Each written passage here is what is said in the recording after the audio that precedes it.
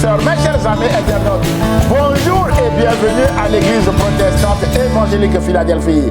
Ici votre bien-aimé, pasteur Célestin Zouga. Je suis toujours dans la joie de partager la parole de Dieu avec vous, mes chers amis internautes. Nous poursuivons notre série de messages que j'ai intitulé « Sur le chemin de la croix ». Aujourd'hui, nous parlons de la culture. Et le titre de notre message est « L'amour de Jésus transcende les cultures ». Quels enseignements pour nous, mes chers amis internautes. Frères et sœurs, nous parlons de la culture parce que Dieu aime notre diversité culturelle. La Bible déclare en Jean chapitre 3, verset 16 que « Car Dieu a tant aimé le monde, en souligne le monde, qu'il a donné son Fils unique, afin que quiconque croit en lui ne périsse point, mais qu'il ait la vie éternelle. » Mon frère, ma soeur, peu importe votre culture, là où vous me regardez, Dieu vous aime. D'où notre premier point, Dieu aime notre diversité culturelle. Mes chers amis, un auteur du nom de Luc Colès définit la culture comme étant, je cite, les différents modes de conduite, les façons de sentir et de penser le monde, les mœurs et les coutumes caractéristiques d'un groupe. Fin de citation. Cette définition inclut les mœurs qui désignent les usages et les habitudes de vie au sein d'un groupe social et aussi les coutumes qui sont des règles qui ont été spontanément adoptées par des groupes de personnes qui se prévalent d'un usage constant. Mes chers amis, un autre auteur du nom de Richard Niebuhr affirme que, je cite, « La culture est l'héritage social que nous recevons et nous transmettons également. » Fin de citation. Autrement dit, la culture se transmet de génération en génération. Mes chers amis, Dieu n'est pas contre les cultures parce que Dieu nous a créé deux cultures différentes et Dieu aime notre diversité. D'après Apocalypse chapitre 5 verset 9 où il est écrit que Jésus a racheté pour Dieu par son sang des hommes et des femmes aussi de toute tribu, de toute langue, de tout peuple et de toute nation. C'est pourquoi peu importe d'où que vous veniez, peu importe votre statut social, Jésus vous tend la main à travers ce message, mes chers amis internautes. Jésus a dit en Apocalypse chapitre 3 verset 20 que « Voici, je me tiens à la porte et je frappe. Si quelqu'un entend ma voix et ouvre la porte,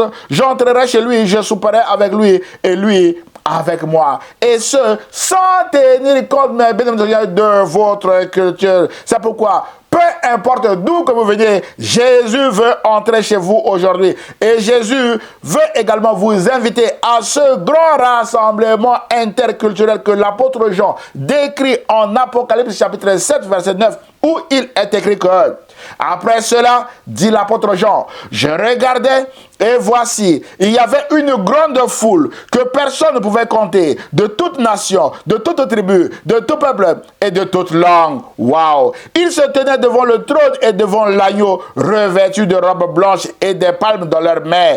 Et ils criaient d'une voix forte en disant, le salut est à notre Dieu qui est assis sur le trône et à l'agneau, c'est-à-dire à Jésus. Et tous les anges se tenaient autour du trône et des vieillards et des quatre êtres vivants. Et ils se prosternèrent sur leur face devant le trône et ils adorèrent Dieu en disant Amen. La louange, la gloire, la sagesse, l'action de grâce, l'honneur, la puissance et la force sont à notre Dieu au siècle des siècles. Et l'église protestante évangélique Philadelphie répond Amen. Voilà ce qui nous attend, mes bénémoines du Seigneur. Si vous acceptez aujourd'hui Jésus-Christ comme votre Seigneur et Sauveur, et ce, peu importe, mes bien-aimés, votre culture. Mon frère, ma soeur, Dieu aime notre diversité culturelle à l'image de ce rassemblement que nous venons de voir avec l'apôtre Jean. Par contre, Dieu ne supporte pas les points de culture qui font obstacle à notre foi en lui et en Jésus-Christ. Par exemple, Gédéon était pressenti pour hériter l'autel de Baal de son père Joas. Dieu lui a demandé de démolir cet autel de Baal avant d'aller combattre les Madianites. C'est ce que Gédéon avait fait avant d'aller remporter la victoire dont la gloire revient totalement à Dieu, mes chers amis internautes.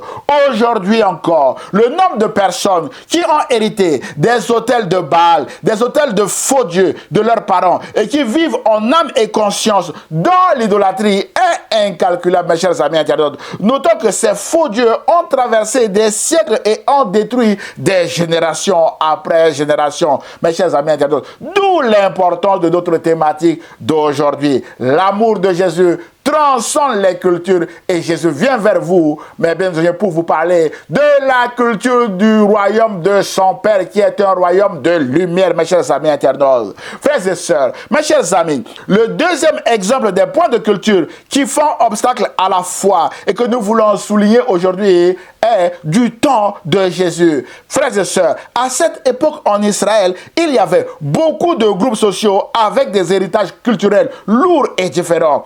Il y avait des pharisiens qui se prenaient pour des gens spirituels et proches de Dieu alors qu'ils étaient loin de Dieu dans leur pratique, mes chers amis internautes. Ils rejetaient les autres et ils mettaient sur ceux qui voulaient vraiment suivre la voie de Dieu de lourds fardeaux à dénoncer Jésus, mes chers amis internautes. Il y avait également des publicains qui étaient considérés comme des pécheurs notoires à cause de leur profession. Il y avait également, mes bien-aimés, des Samaritains qui étaient des étrangers rejetés de tous, mes chers amis internautes. Un jour, par exemple, pour insulter Jésus, les Juifs lui dirent: tu es un Samaritain, donc tu as un démon. Jésus a répliqué que je n'ai pas de démon, mais j'honore mon Père et vous m'outragez. En souligne, vous m'outragez. Donc, pour insulter quelqu'un, on pouvait l'appeler Samaritain, mes chers amis internautes. Voilà comment certaines cultures étaient mises en valeur et d'autres méprisées au temps de Jésus. Frères et sœurs, aujourd'hui encore, ce phénomène s'est accentué avec la mondialisation. L'interculturalité ou l'interaction entre les cultures est devenue un phénomène de société du fait de la libre circulation des personnes dans le monde. Il est difficile aujourd'hui de trouver une entreprise, une association ou une église qui ne regroupe que des personnes venant d'un même pays ou d'une même culture. Et le comble est qu'il y a encore des cultures qui sont mises en valeur au détriment d'autres cultures comme du temps de Jésus. Frères et sœurs, combien de personnes dans le monde sont encore outragées ou insultées parce qu'elles appartiennent à un groupe social stigmatisé? Combien de personnes ont déjà quitté une société, une entreprise ou une association parce que leurs cultures ne sont pas acceptées, mes bien-aimés? Combien de personnes ont déjà quitté même l'église du Seigneur à cause du rejet de l'autre? Le nombre est incalculable parce qu'il n'y a pas de statistiques officielles. C'est pourquoi le modèle de l'amour de Jésus qui transcende les cultures est encore d'actualité dans notre société. Le message de Jésus sur la culture est encore d'actualité aujourd'hui, mes chers amis internautes. Et ce message est dans l'Écriture ou la Bible. Parlant de l'Écriture, le professeur Henri Blocher affirme que, je cite, « L'Écriture sainte elle-même est inspirée en 3 langues, l'hébreu, l'araméen pour quelques chapitres et le grec. » Ces faits bibliques nous avertissent. Le refus de l'attention à la culture et aux cultures serait un piège. Fin de citation du professeur Henri Blocher. Frères et sœurs, nous ne voulons pas tomber dans ce piège. C'est pourquoi, dans notre série de messages sur le chemin de la croix, nous voulons parler également de la culture et nous en parlons aujourd'hui. En effet, sur le chemin de la croix, Jésus a rencontré des hommes et des femmes qui viennent de cultures différentes, qui viennent de la culture d'ici et aussi des hommes et des femmes qui viennent de la culture d'ailleurs, mes chers amis internautes. Et la bonne nouvelle est que l'amour de Jésus transcende les cultures, mes chers amis internautes. Alors, quels enseignements pour nous aujourd'hui, mes chers amis internautes? C'est notre question du jour. Point numéro 2, Jésus aime celui qui vient de la culture d'ici, comme Zachée. Mes chers amis, les gens d'une même culture peuvent aussi se rejeter parce que à l'intérieur d'une même culture, il y a encore des sous-groupes qui peuvent poser des problèmes d'interaction. C'est le cas en Israël à l'époque de Jésus où des publicains comme Zachée étaient rejetés de leur société. Alors, qui sont ces publicains, mes chers amis internautes? Faisons un peu de l'histoire. Mes chers amis, à l'époque de Jésus, Israël était sous occupation romaine et l'impôt était collecté pour le compte de l'empereur César. C'est pourquoi Jésus a dit à César ce qui est à César et à Dieu ce qui est à Dieu. Et les Romains faisaient appel à des personnes autochtones pour les aider dans la collecte de l'impôt et dans d'autres tâches administratives. Ainsi donc, les publicains étaient des collecteurs d'impôts qui travaillaient pour le compte des occupants romains et étrangers. Mes chers amis internautes, rappelons que leur présence était nuisible selon les autochtones. Mes chers amis, sur le plan social, les collecteurs d'impôts ou publicains étaient rejetés par leurs concitoyens parce qu'ils collaboraient avec les étrangers occupants. Les collecteurs d'impôts étaient aussi haïs de leur société à cause des abus d'extorsion de fonds et de malversation financière à leur profit au détriment de leurs compatriotes. Autrement dit, les collecteurs d'impôts réclamaient plus d'argent que l'impôt dû à leurs concitoyens et ils s'enrichissaient sur le dos de leurs administrés avec le surplus. C'est pourquoi ils étaient riches comme Zachée, mais rejetés par leurs concitoyens comme Zachée également. Frères et sœurs, sur le plan spirituel maintenant, les collecteurs d'impôts étaient assimilés aux pécheurs notoires ou des gens de mauvaise vie. D'après Matthieu chapitre 19, versets 10 à 12. Les collecteurs d'impôts étaient aussi assimilés aux païens. D'après Matthieu chapitre 18, versets 15 à 17. Et les collecteurs d'impôts étaient aussi appelés des prostituées. D'après Matthieu chapitre 20, verset 31. Voilà le traitement que les contemporains de Jésus réservaient aux collecteurs d'impôts dont Zachée leur chef, même s'ils étaient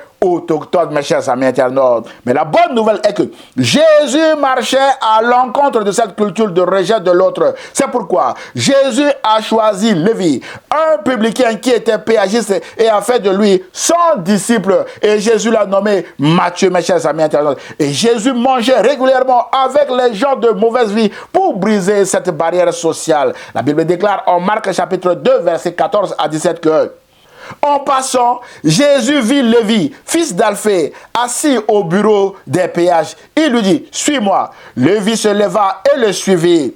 Comme Jésus était à table dans la maison de Lévi, beaucoup de publicains et de gens de mauvaise vie se mirent aussi à table avec lui et avec ses disciples, car ils étaient nombreux et l'avaient suivi. Les scribes et les pharisiens, le voyant manger avec les publicains et les gens de mauvaise vie, dirent à ses disciples, pourquoi mange-t-il et boit-il avec les publicains et les gens de mauvaise vie? Ce que Jésus ayant entendu, il leur dit, ce ne sont pas ceux qui se portent bien qui ont besoin de médecins, mais les malades. Je ne suis pas venu appeler des justes, mais des pécheurs. Mes bien-aimés, Jésus est venu pour des pécheurs comme vous et moi. Mon frère, ma soeur, Jésus est contre le rejet de l'autre sous toutes ses formes parce qu'il est venu pour des pécheurs que nous sommes. La question est, pourquoi rejetez-vous également les autres, mes chers amis internautes? Frères et sœurs, Jésus n'aime pas le péché. Non, mais Jésus aime le pécheur qui vient à lui pour recevoir le pardon de ses péchés. C'est le cas de Zachée, le chef des publicains qui a cherché Jésus de tout son cœur, qui l'a trouvé. Et Jésus a fait quoi? Jésus lui a également donné la vie éternelle. Le récit est en Luc chapitre 19, verset 1 à 10, où il est écrit que, je vous invite également à le lire chez vous. Jésus entra dans la ville de Jéricho et la traversa. Or, il y avait là un nommé Zachée. Il était chef des collecteurs d'impôts et riche. Il cherchait à voir qui était Jésus. Mais il ne pouvait pas à cause de la foule, car il était petit de taille. Alors il courut en avant et grimpa sur un sycomore pour voir Jésus qui devait passer par là. Lorsque Jésus fut parvenu à cet endroit, il leva les yeux et l'interpella. Zachée, dépêche-toi de descendre car c'est chez toi que je dois aller loger aujourd'hui. Waouh! Mes chers amis internautes, frères et sœurs, alors que Zachée était rejeté par sa société à cause de sa profession de collecteur d'impôts, Jésus s'invite chez cet homme pour montrer à ses contemporains que le rejet de l'autre est dangereux et destructeur.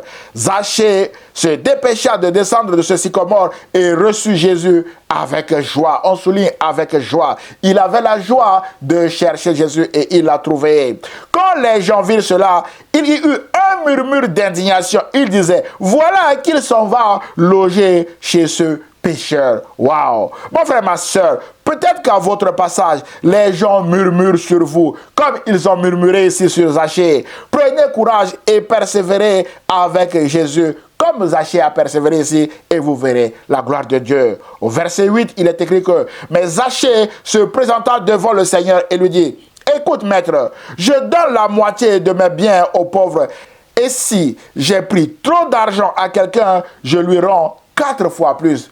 Zachée décide ici de changer de direction. Ça s'appelle la repentance, mes chers amis éternels. Et Jésus lui dit alors, aujourd'hui, le salut est entré dans cette maison parce que cet homme est lui aussi un fils d'Abraham. Car le Fils de l'homme est venu chercher et amener au salut ce qui était perdu. Waouh! Jésus est venu pour chercher des pécheurs comme vous et moi. C'est pourquoi, mon frère, ma soeur, d'où que vous veniez, là où vous êtes, si vous entendez ce message, non, Dieu, si ce n'est pas votre cœur, mais ouvrez votre cœur en recevant Jésus-Christ comme votre Seigneur et Sauveur, comme Zachée l'a fait ici. C'est alors que vous aurez la vie éternelle en Jésus et en Jésus seul. Mon frère, ma soeur, l'amour de Jésus transcende les cultures. Alors que les Juifs détestaient et rejetaient les collecteurs d'impôts comme Zachée, Jésus entre chez lui et lui donne la vie éternelle parce que le Fils de l'homme est venu chercher et sauver ce qui était perdu. Et il le fait encore aujourd'hui à travers ce message. C'est pourquoi, mon frère, ma soeur, peut-être que vous veniez de la culture d'ici et vous êtes rejeté par les gens de votre propre culture et vous ne comprenez pas ce qui vous arrive. Jésus, mes bien-aimés, vous aime. Et Jésus aime surtout celui qui vient d'ici, comme vous, mes bien-aimés. Et Jésus vous appelle à le recevoir dans votre cœur comme votre Seigneur et Sauveur. C'est alors que Jésus vous ouvrira la porte des cieux, mes chers amis internautes, comme il a ouvert ici à Zachée. Mon frère et ma soeur, Jésus ne supporte pas le rejet de l'autre sous toutes ses formes, mes bien-aimés du Seigneur. Alors que les pharisiens, qui se croyaient proches de Dieu, se moquaient des publicains en les appelant des gens de mauvaise vie, Jésus les met en valeur. Jésus met les publicains en valeur, mes bien-aimés du Seigneur, dans cette parabole que je vous invite à lire chez vous en Luc chapitre 18, verset 10 à 14, où Jésus dit ceci. 2 hommes montèrent au temple pour prier. L'un était pharisien et l'autre était publicain. La parabole du pharisien et du publicain. Le pharisien debout priait ainsi en lui-même.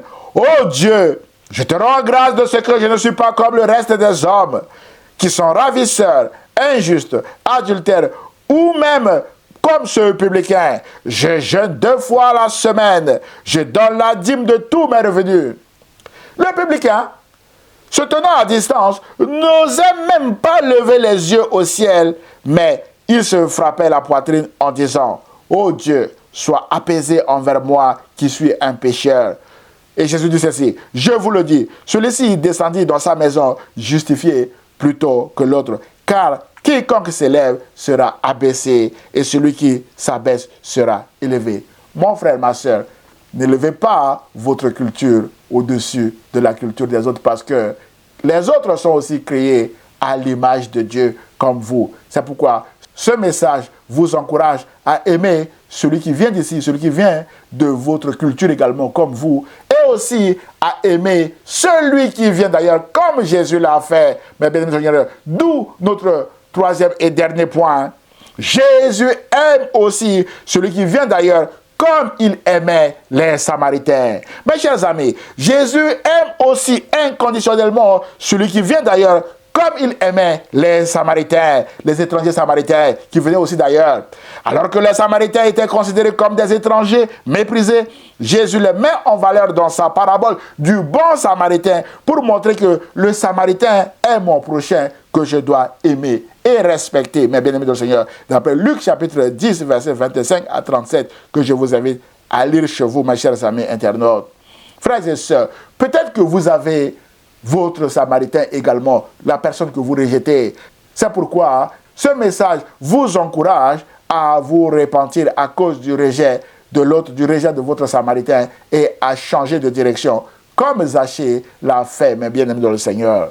Frères et sœurs, alors que les Samaritains étaient systématiquement stigmatisés dans cette société juive, Jésus les a mis en valeur dans le récit de la guérison des 10 lépreux. Mes chers amis, que Jésus lui-même a guéri.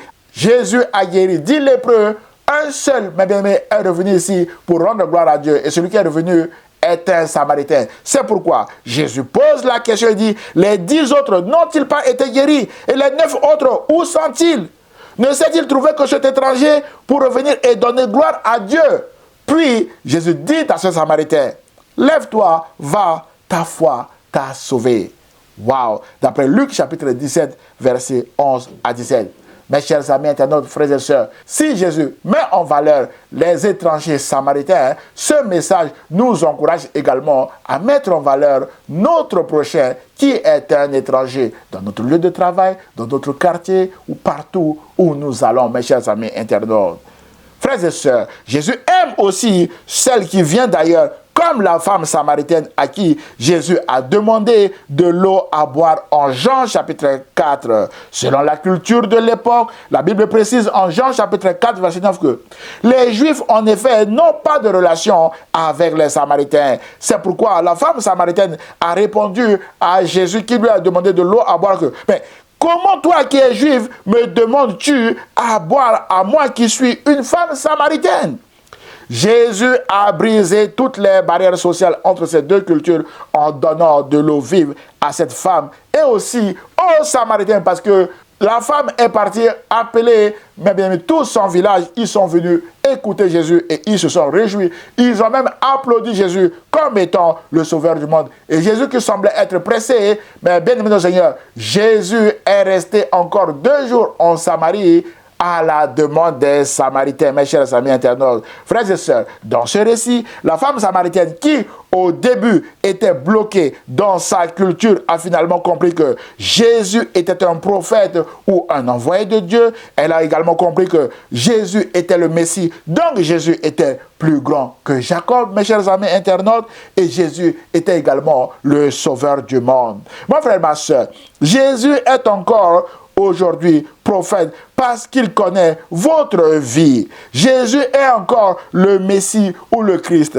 Jésus-Christ est Seigneur et Jésus-Christ est encore le sauveur du monde qui vous tend la main à travers ce message parce qu'il vous aime et il veut également vous sauver. Mes chers amis internautes, la Bible déclare que car Dieu a tant aimé le monde qu'il a donné son Fils unique, afin que quiconque croit en lui ne périsse point, mais qu'il ait la vie éternelle. Celui qui croit en Jésus ne périra jamais, mon frère, ma soeur. Et Jésus a dit, la vie éternelle consiste à connaître Dieu comme étant le seul vrai Dieu et à le connaître comme étant l'envoyé de Dieu. En Jean chapitre 17, verset 3. C'est pourquoi, mon frère, ma soeur, ce message vous encourage à accepter Jésus-Christ comme étant votre Seigneur et votre Sauveur, comme les Samaritains l'ont fait. Et ce, peu importe d'où que vous veniez, parce que Jésus vous aime inconditionnellement. Jésus aime inconditionnellement celui qui vient d'ici, et Jésus aime également inconditionnellement celui qui vient d'ailleurs, mes chers amis internautes, comme la femme samaritaine. Et celui qui vient d'ici, nous avons vu, c'était Zachée,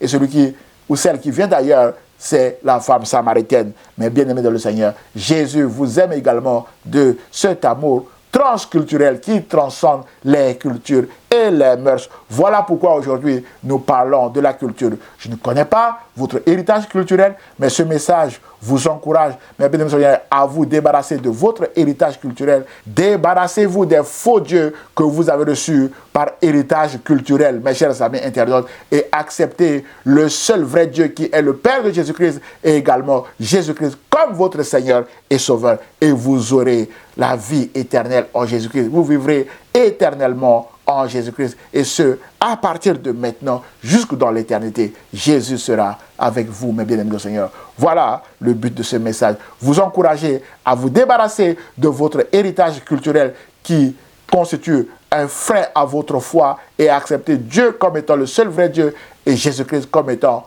son envoyé ou encore votre Seigneur et votre Sauveur. En conclusion de notre message d'aujourd'hui, mon frère, ma soeur, nous avons vu que l'amour de Jésus transcende les cultures. Jésus aime celui qui vient d'ici et Jésus aime aussi celui qui vient d'ailleurs. C'est un amour transculturel, mes bien-aimés. Et c'est le modèle de l'amour que Jésus, mes bien-aimés, veut que nous imitons. Voilà pourquoi aujourd'hui, dans cette série, nous parlons, mes bien-aimés, de la culture. Mes chers amis, nous devons avoir également cet amour transculturel, cet amour qui transcende les cultures en aimant celui qui vient d'ici, d'abord, et aussi celui qui vient d'ailleurs, comme Jésus nous l'a montré.